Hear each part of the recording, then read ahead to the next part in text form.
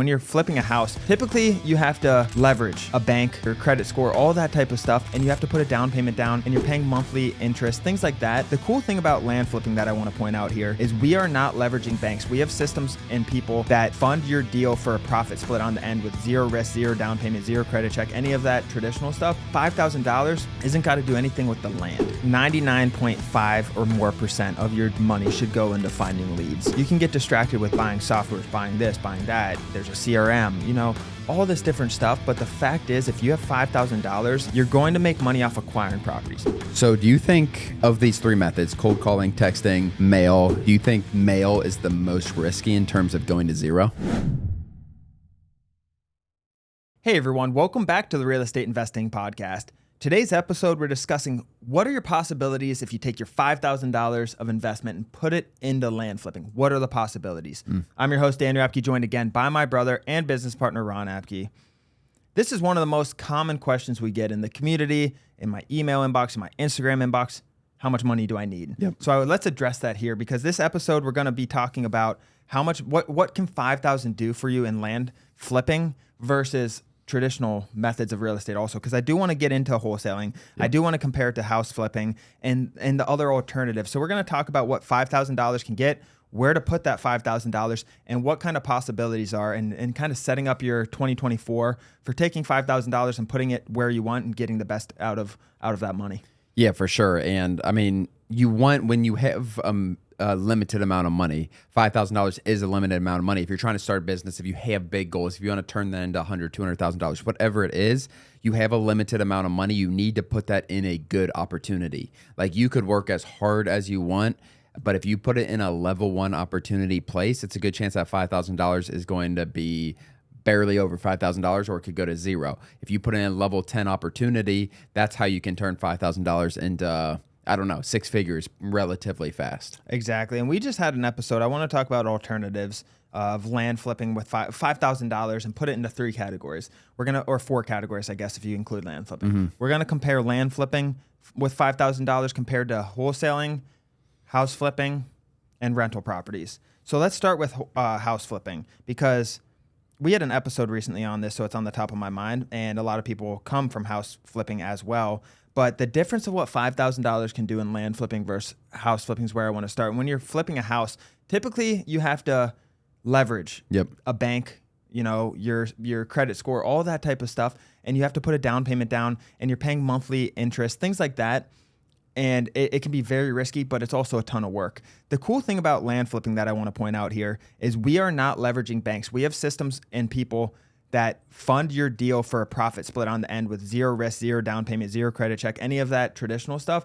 And that's why I think it's so cool. So this $5,000 isn't got to do anything with the land. It's got to do all with marketing and finding the deals. So land flipping is a strategy where you can take that $5,000 and put it into 100% in the marketing, whereas house flipping, $5,000 is going to get you a lead, but usually you need more than that. You need a down payment. You need some sort of, you're paying for labor and materials and all this other stuff, and things come up, and there's so much risk associated with it as well. Yeah, I mean, a bank or a hard money person's most likely not going to want to put 100% money into that $300,000 house with a brand new land flipper. Like, they're going to want you to have some leverage as well. Even if they have the house collateral, house flipper, sorry. And even if the house is collateral, all that stuff, that bank or that hard money lender is going to want you to put some money into the deal, and you just don't have it at $5,000. And you got to pay it monthly typically, unless it's when it sells. You can work different things out, but it's tough when you're a beginner. From day one in land flipping, you can come in and get profit split type of deal funding.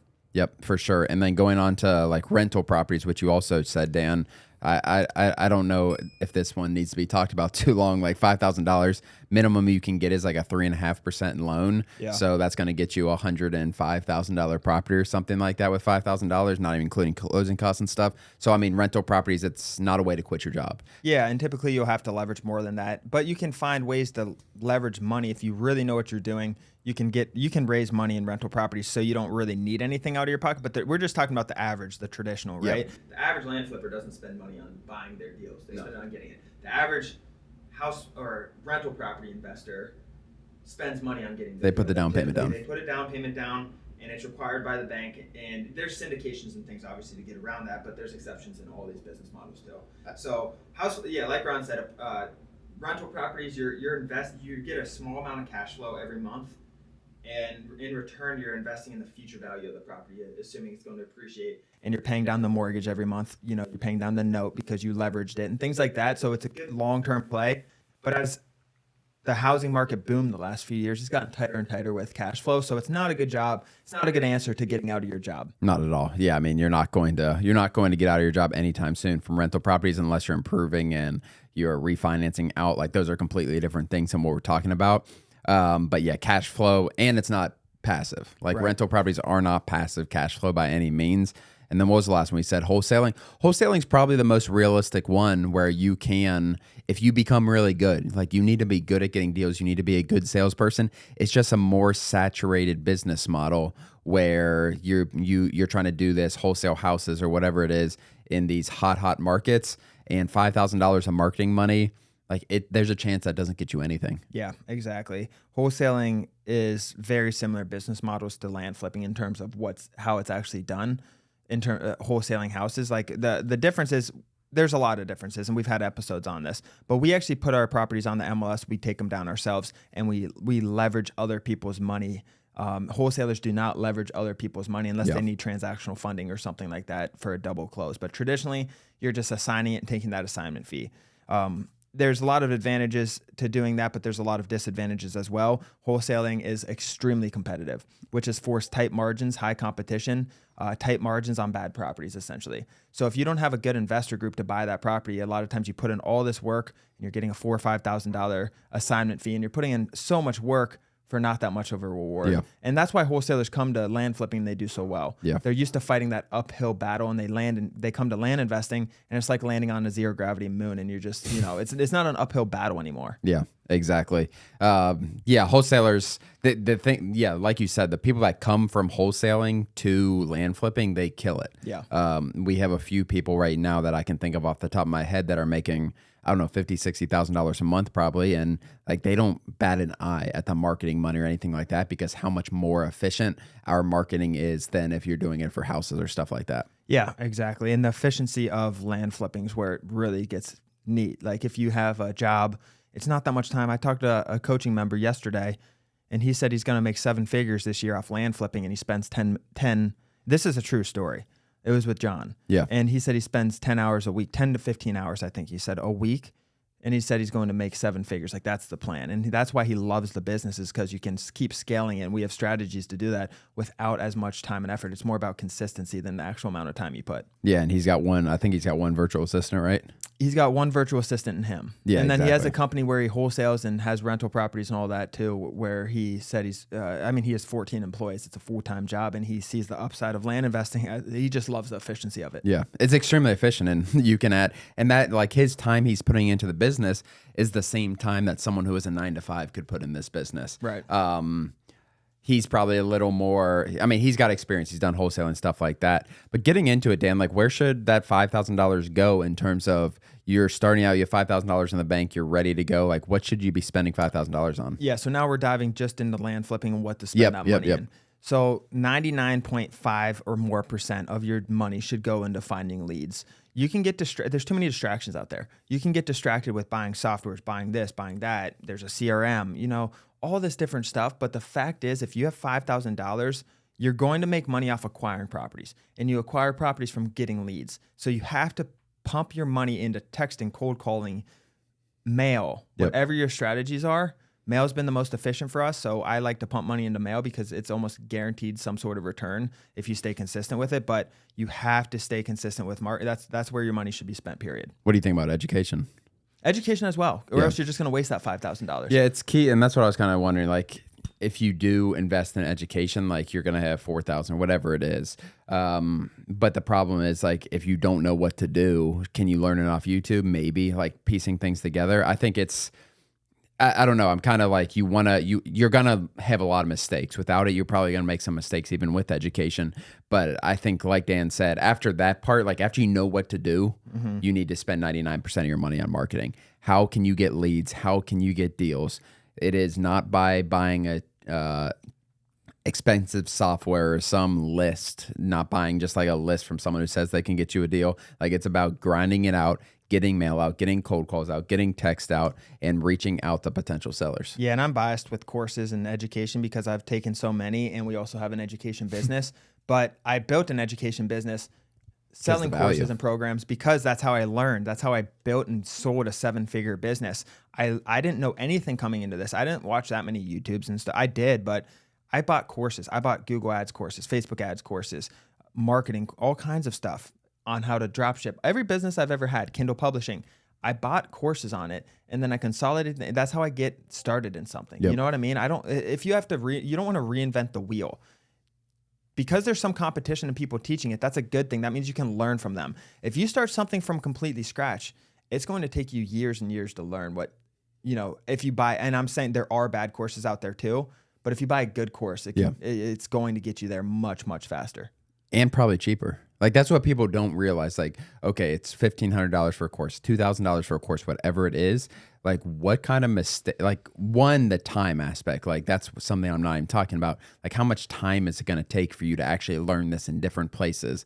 And then how much money are you going to lose by doing something the wrong way? I think you can. We never, like, the way we teach our course, and I don't want to get too off topic with this, the way we teach it, it's like we want people to bring in their own niches. We want wholesalers to come in and use some of their own marketing things. You need to piece together like different things, and our most successful people are piecing together our education with what they've already learned maybe in the past or what they learned from experience after the fact. And that's what makes it so just picking little pieces. And there's not one way. That's what I really like about it is there's not one way to do anything. Things evolve, things change. 8 months ago, we weren't teaching cold calling and texting. And, 12 months ago, we weren't teaching texting. I don't care what it is. You got to find a way to get leads, to get people, landowners, to want to sell their land for under market value. You know what? That's the name of the game. How you get there is it's very relevant, but at the same time, it doesn't matter. Like, we got to find a way to get there, and we work backwards from that equation because in this business, make money by getting acquisitions and leads, essentially. And that's a good point you said there of how much money you're going to lose if you don't educate yourself. This is an example. Someone in my Instagram yesterday was messaging me, and they're using a data source that's known to be very bad for vacant land, and it's having a lot of structures on it. And he said, I'm just using it because it's very cheap data, and it's saving me a lot of money right now. I don't have that much money, and I'm spending it all on mail. And I said, okay, that's a good point. I said, you're spending your money on mail. Mail's 65 cents. Whatever, 70 cents per mailer, whatever it is with what he was using. And I said, you're taking data with some houses on it. Say it had 10% of houses. You sent 2,000 out. That's 200 with houses, 200 times 70 cents. I was like, just from that alone, you're losing money because you're sending mail out to bad. I was like, mail is expensive, data is cheap.